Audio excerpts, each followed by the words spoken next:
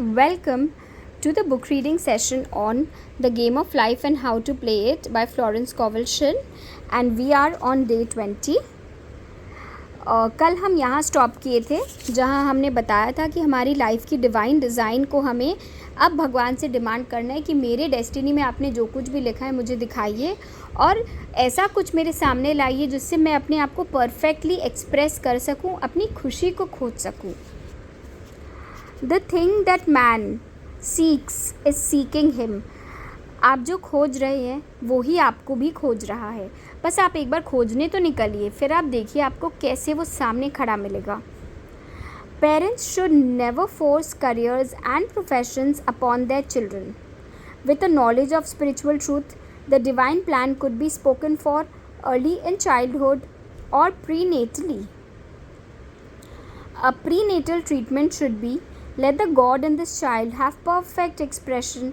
Let the divine design of his mind, body and affairs be made manifest throughout his life, throughout eternity. तो कितना beautiful इन्होंने बोला है कि parents लोग को भी ना बहुत ज़्यादा अपने बच्चों की लाइफ को अपने हिसाब से चलाने की ट्राई नहीं करनी चाहिए.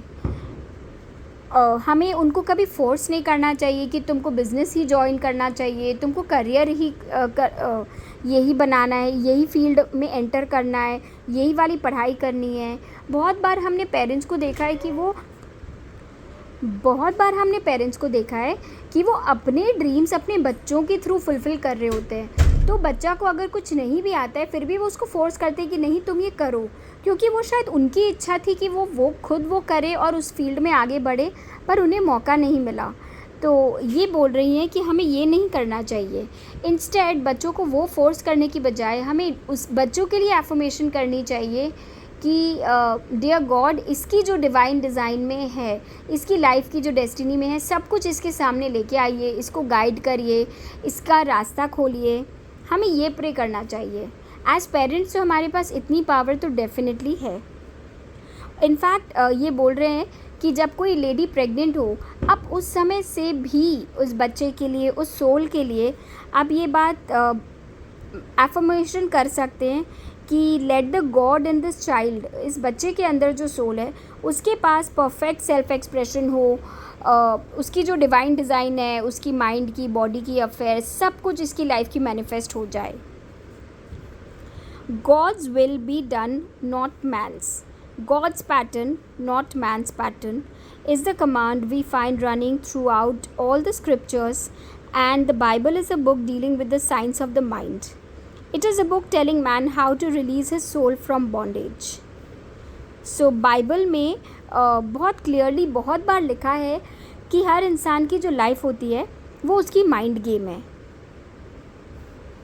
The battles described are pictures of man waging war against mortal thoughts. A man's foes shall be they of his own household. कितनी अच्छी लाइन है ये कि हर एक इंसान के माइंड में जो बैटल्स चल रहे होते हैं वो उसके खुद के क्रिएटेड विचार होते हैं. रियल में वहाँ कुछ है ही नहीं. वो जो डर रहा होता है वो ऐसा कुछ है ही नहीं. उसको जो इस बात की चिंता होती है वो कभी लाइफ में होने वाला ही नहीं है. तो आदमी अपने ही विचारों का बंदी होता है, वो अपने ही थॉट्स को बॉन्डेज में रख रखा होता है. उसको क्या करना है, उसको अपने ही दिमाग को इस तरीके की वॉर को रिलीज़ करना है. अ मैन्स फोर्स मतलब एक इंसान का दुश्मन कौन होता है, उसके खुद की दिमाग की सोच, उस हिज ओन हाउस होल्ड, उसके खुद के दिमाग में ये सारे चल रहे होते हैं. बाहर वाला उसको कभी परेशान नहीं करता. ये एक तो बाइबल की एग्जाम्पल है, David and Goliath. So man must be careful that he is not the wicked and slothful servant who buried his talent. There is a terrible penalty to be paid for not using one's ability. Just imagine, it's such a beautiful line कि हर इंसान को ऐसा कभी नहीं सोचना चाहिए कि मेरे अंदर जो टैलेंट है वो छोड़ के मैं कुछ और करूं. वो उसको ये नहीं सोचना चाहिए कि ये लोग बोल रहे हैं कि there is a terrible penalty to be paid for not using one's ability. आप में जो कैपेबिलिटीज़ है अगर आप उसको नहीं यूज़ कर रहे हो तो उसकी भी आपको बहुत भारी पेनल्टी पे करनी पड़ेगी. Often fear stands between man and his perfect self-expression. Maximum times लोग हमारे स्पेशली हमारे हाउस होल्ड्स में कितने लोग ऐसे हैं जिनके अंदर आज भी इतना कुछ टैलेंट हिडन है, इतना कुछ छुपा हुआ है और वो बाहर नहीं आती. क्यों नहीं आती? क्योंकि उनके अंदर फ़ियर है. पहला तो दुनिया का फ़ियर, जो फेमस फ़ियर है जिसके बारे में हमने पहले बात की थी कि लोग क्या सोचेंगे, पहले तो वो फ़ियर होता है. प्लस हमारी जो सोसाइटी, इतना लोग एक दूसरे की लाइफ में जज कर रहे होते हैं ना एक दूसरे को, कि अच्छे से अच्छे टैलेंटेड लोग भी किसी की जजमेंट से डर के किसी के सामने नहीं आना चाहते, विच इज़ नॉट राइट. और बहुत बार उसका खुद का डर होता है कि मैं शायद फ़ेल हो जाऊं, मैं अगर इस फील्ड में सक्सेसफुल नहीं हो पाऊँ, तो इसलिए वो अप्रोच ही नहीं करता है, वो स्टार्ट ही नहीं करता है अपना रियल टैलेंट को एक्सप्लोर करना, क्योंकि उसे डर है कि मैं सबको क्या मुंह दिखाऊंगा अगर मैं फ़ेल हो गया इस चीज़ में. इनफैक्ट स्टेज फ्राइट, और भी बहुत सारे जीनियस लोगों को स्टेज फ्राइट ने रोक रखा है. स्टेज फ्राइट क्या है? स्टेज फ्राइट तो वही है ना कि लोग क्या सोचेंगे. और क्या है स्टेज फियर? अगर आप एक अच्छे एक्टर हो, आपने गेट बंद करके बहुत ब्यूटीफुल एक्टिंग की, आपने डांस किया, सब कुछ किया, और जैसे ही आप स्टेज में जाते हो, हज़ारों लोगों को देखकर आप एकदम स्टिल हो जाते हो. What is the reason behind it? The fear of judgement ना, कि लोग क्या सोचेंगे. नहीं तो अचानक से एक बंद रूम में एक सुपरस्टार स्टेज के सामने एक डरपोक इंसान कैसे बन जाता है? लोगों के डर से. और वो ही उसको उसके परफेक्ट सेल्फ एक्सप्रेशन के रास्ते में आता है. This may be overcome by the spoken word और ट्रीटमेंट. इस चीज़ को भी अगर आप राइट एफर्मेशंस करते हो तो आप इसको सॉल्व कर सकते हो. The individual then loses all self-consciousness and feels simply that he is a channel for infinite intelligence to express itself through. So इस केस में भी उस स्टूडेंट को, एक इंसान को क्या सोचना है? उसको यही सोचना है कि उसको आई, मी, माई सेल्फ को साइड रखना है, और उसको ये सोचना है कि गॉड ने मुझे क्रिएट किया है, गॉड ने मुझे ये टैलेंट दिया है और मैं बहुत टैलेंटेड हूँ, और वो फिर परफॉर्म करे बस, without any fear of anybody else, any person seeing him or judging him. You have to lose your self consciousness. He is under direct inspiration, fearless and confident, for he feels that it is the Father within him who does the work. A young boy came often to my class with his mother. He asked me to speak the word for his coming examinations at school. I told him to make the statement, I am one with divine intelligence. I know everything I should know on this subject. He had an excellent knowledge of history, but he was not sure of his arithmetic. I saw him afterwards and he said, I spoke the word for my arithmetic and passed with the highest honors, but thought I could depend on myself for history and got a very poor mark. Man often receives a setback when he is too sure of himself, which means he is trusting to his personality and not the Father within. So यहाँ पर ये वाले example में इन्होंने दो beautiful चीज़ें हमें सिखाई है. सबसे पहले इन्होंने ये सिखाया है कि हम अपने बच्चों को भी वैसे ही ट्रेन कर सकते हैं.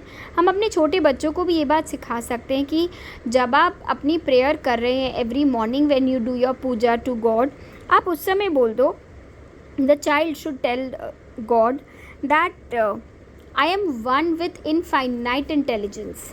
मतलब जो, अगर आपको ये बात पता है, जो हमारी ट्रिनिटी है, Brahma, Vishnu, Mahesh, one is love, one is intelligence, one is wisdom, so one is power, sorry, love, power and intelligence. So intelligence is Vishnu, I think so, yes, intelligence is Vishnu, Shiva is power, and no, intelligence is Brahma, and love is Vishnu and Shiva is power. ये हमारी Trinity है, ये तीन शक्तियाँ हैं जिनको हम daily pray करते हैं.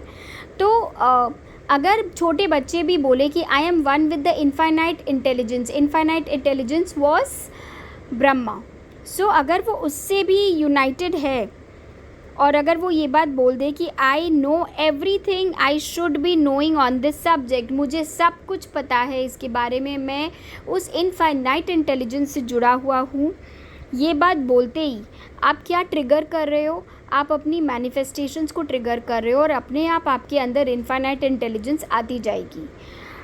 तो वैसे ही एक बच्चा इनके पास गया और बोला कि प्लीज़ मेरे एग्ज़ाम्स के लिए आप बोलिए।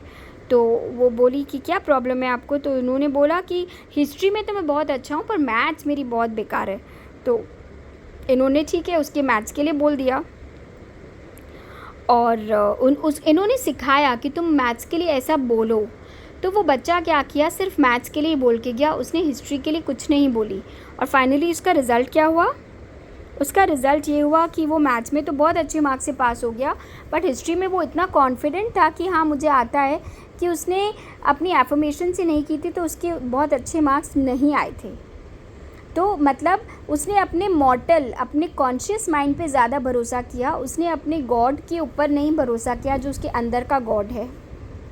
Another one of my students gave me an example of this. She took an extended trip abroad one summer, visiting many countries, where she was ignorant of the languages. She was calling for guidance and protection every minute, and her affairs went smoothly and miraculously. Her luggage was never delayed nor lost. Accommodation were always ready for her at the best hotels, and she had perfect service wherever she went. She returned to New York. Knowing the language, she felt God was longer necessary, so look after her affairs in an ordinary manner. Everything went wrong. Her trunks delayed amid inharmony and confusion. The student must form the habit of practicing the presence of God every minute. In all thy ways acknowledge Him. Nothing is too small or too great. Okay. सो ये एक episode बता रही है about a girl जिसके साथ क्या होता था। She was such a positive lady. वो हमेशा भगवान का प्रे करती थी, गाइडेंस और प्रोटेक्शन हर समय मांगती थी, छोटे काम में बड़े काम में, और सब कुछ उसकी लाइफ में मिरेक्युलस ही होता था। सब कुछ टाइम पे हो गया, वो सब जगह पहुंच गई, अच्छे मार्क्स मिल गए, अच्छी सैलरी मिल गई, पैसे मिल गए, कभी वो डिले नहीं होती थी, उसको बेस्ट होटल्स मिल जाते थे, सब कुछ उसकी लाइफ में परफेक्ट चल रहा था। और उसको इतना ज़्यादा इस लाइफ की आदत हो गई थी कि वो जो हर काम करने के पहले की वो जो छोटी सी प्रेयर करती थी, उसने वो करना बंद कर दिया था, क्योंकि उसको लग रहा था कि हाँ ठीक है अब तो लाइफ में सब अच्छा ही चल रहा है, तो मैं कहाँ से फंस सकती हूँ। और उसने जैसे ही अपनी प्रेयर्स बंद की, अपनी एफर्मेशंस बंद की, उसकी लाइफ में सब कुछ रॉन्ग होना स्टार्ट हो गया। तो इससे हमें क्या सीख मिलती है कि भगवान की प्रेजेंस को अपनी लाइफ में कभी भी छोटा मत बनाओ। मतलब अगर आपने सपोज़ आपने ड्रीम किया कि मेरा बिज़नेस का टर्नओवर इस बार 500 करोड़ हो जाए, और आपने बहुत सारी प्रेयर्स की, बहुत कुछ किया, जैसे ही आपने वो अचीव कर लिया तो क्या आपकी तो विश फुलफ़िल हो चुकी है? इसका मतलब कि आप नेक्स्ट डे गॉड को नहीं प्रे करोगे? ऑफ कोर्स करोगे, बिकॉज आपको गॉड को उसके लिए थैंक यू एवरी डे बोलना है। तो इस लेडी ने क्या मिस्टेक की थी, उसने सोचा कि अब तो कुछ गलत हो ही नहीं सकता। मैक्सिमम लोग कहीं पर कुछ पहुंच जाते हैं, कहीं भी ऊंचाइयों पर, तो वो सब चीज़ों को टेकन फॉर ग्रांटेड लेने लग जाते हैं ना, वहीं से उनकी फॉल स्टार्ट हो जाती है, जब वो भगवान को अपनी डेली प्रेयर्स बोलना बंद कर देते हैं। एवरी मिनट हमें प्रैक्टिस करना है कि we all have a God within us. So, sometimes an insignificant incident may be the turning point in a man's life. अब ये समझिए कितने बार एक छोटी सी एपिसोड भी आपकी लाइफ के लिए बहुत लाइफ टर्निंग हो जाती है। और ऐसा हम में से भी किसी ने एक्सपीरियंस किया होगा कि बहुत छोटा सा ही कुछ चीज़ था पर लाइफ में बहुत बड़ा चेंज ले आया। Robert Fulton, watching some boiling water simmering in a tea kettle, saw a steam boat. So ये उसकी एग्जाम्पल दे रहे हैं जिन्होंने ट्रेन की इंजन को बनाने का जो मैकेनिज़्म था कि स्टीम से उन्होंने स्टीम इंजन बनाई थी। तो उसकी इंस्पिरेशन क्या थी? आज न्यूटन उसकी इंस्पिरेशन थी कि उन्होंने जब देखा कि चाय बॉयल हो रही है और कैसे वो स्टीम के पावर से केटल की ढक्कन अपने आप उठने लग गई थी। उन्होंने स्टीम की पावर को देखा और उसको यूज़ करके उन्होंने स्टीम इंजन बनाई। न्यूटन ने क्या देखा था? न्यूटन ने तो पेड़ से सिर्फ एक एप्पल को गिरते देखा था। बस वो ही उसकी लाइफ की टर्निंग पॉइंट थी जब उसने लॉ ऑफ ग्रेविटी को डिस्कवर किया। सो उसी तरीके से हमें किसी भी चीज़ को छोटा नहीं समझना है। I have seen a student often keep back his demonstration through resistance or pointing the way. He pins his faith to one channel only and dictates just the way he desires the manifestation to come, which brings things to a standstill. मतलब कितने बार बहुत सारे बच्चे बहुत सारे लोग इतना resist कर रहे होते हैं कि उनकी लाइफ में जो आने वाली चीज़ होती है ना, वो आते आते रास्ते में ही रुक जाती है। तो ये कैसे होता है? वो क्या करता है, वो अपने विश्वास को ना एक ही जगह में रखता है और वो डिसाइड करता है कि मेरे को तो ऐसा ही लाइफ चाहिए और ऐसी ही मैनिफेस्टेशन चाहिए, तो जिसकी वजह से उसकी चीज़ें रुक जाती है। अरे आप मैनिफेस्टेशन में डेली लिख रहे हो कि मुझे एक महल चाहिए, मुझे एक महल चाहिए, महल चाहिए। अरे आपकी तकदीर में महल है ही नहीं, आपकी तकदीर में राजमहल है। तो क्या होगा उस समय? आपकी मैनिफेस्टेशन रुक जाएगी। अरे भगवान को देना है आपको राजमहल और आप एक छोटा महल का सपना, मैनिफेस्टेशन सब कुछ कर रहे हो, तो वो नहीं होता है, वो रुक जाता है। तो ये उसी का एग्जाम्पल दे रहे हैं कि बहुत बार लोग अपनी लाइफ में मैनिफेस्टेशन को अपनी रेजिस्टेंस और या फिर दूसरा ही रास्ता दिखाने के चक्कर में उसे स्लो कर देते हैं।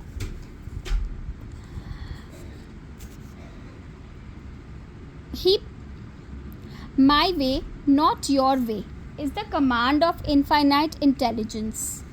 मतलब आपको भगवान को क्या बोलना है? आपको ये नहीं बोलना है कि मेरे ही तरीके से मुझे चाहिए। आपको सरेंडर करना है और आपको बोलना है कि मेरे डिवाइन पाथ में जो कुछ है मुझे वो दिखाओ। Like all power, be it steam or electricity, it must have a non resistant engine or instrument to work through, and man is that engine or instrument. तो ये लोग क्या बोल रहे हैं कि किसी भी चीज़ को, सपोज़ आपको बिजली, इलेक्ट्रिसिटी यूज़ करनी है, ठीक है, तो आपके पास तार तो बहुत स्ट्रॉन्ग होना चाहिए ना। तार क्या है? तार सिर्फ एक ज़रिया है जो एक पॉइंट से दूसरे पॉइंट तक करंट को पास करता है। लेकिन अगर आपके तार में ही फॉल्ट है तो एक पॉइंट से दूसरे पॉइंट तक क्या करंट पास हो पाएगा? नहीं हो पाएगा, वो बीच में अटक जाएगा या शॉक लगने लगेगा। तो ये लोग क्या बोल रहे हैं कि इंसान भी सिर्फ एक इंस्ट्रूमेंट है। हम फालतू का रोना, फियर, स्ट्रेस, एंजाइटी, ये सब कर करके ना हम उस फ्लो को रोक रहे होते हैं जो हमारे थ्रू फ्लो होना चाहता है। Over and over again man is told to stand still. बार बार हमें बहुत बार ऐसा होता है जब हम अपनी लाइफ की मैनिफेस्टेशंस पूरी नहीं हो रही है, कुछ नहीं हो रहा है, तो क्या बोलते हैं उस सिचुएशंस में? जब हम पंडित, ज्योतिष लोग के पास जाते हैं, सब क्या बोलते हैं? एक बार स्टैंड स्टिल, एक बार क्या करना है आपको, एक बार सब कुछ छोड़ दो, एक बार टोटल सरेंडर कर दो। ये हम बोलते हैं। क्यों? क्योंकि हर सिचुएशन में हम इतने ज़्यादा सेल्फिश हो गए हैं या हम इतने ज़्यादा पर्टिकुलर हो गए हैं कि हमें एग्जैक्टली यही आउटकम चाहिए इस सिचुएशन का। गॉड ने अगर उससे अच्छा लिखा हो तो भी हम उसको लेना नहीं चाहते, और गॉड ने अगर उससे कुछ अलग लिखा हो तो भी हम उसको लेना नहीं चाहते। तो इसलिए हमारी वो सिचुएशन वहीं आके रुकी जाती है। तो इसलिए क्या कहा जाता है कि बहुत बार ना जब रास्ता नहीं दिख रहा हो, कुछ समझ नहीं आ रहा हो, हमें स्टैंड स्टिल हो जाना चाहिए। अपने सारे इतने पर्टिकुलर जो हम हो जाते हैं चीज़ों को लेकर, हमें उन सब चीज़ को रिलीज़ कर देना चाहिए और भगवान को सरेंडर कर देना चाहिए। O Judah, fear not, but tomorrow go out against them, for the Lord will be with you.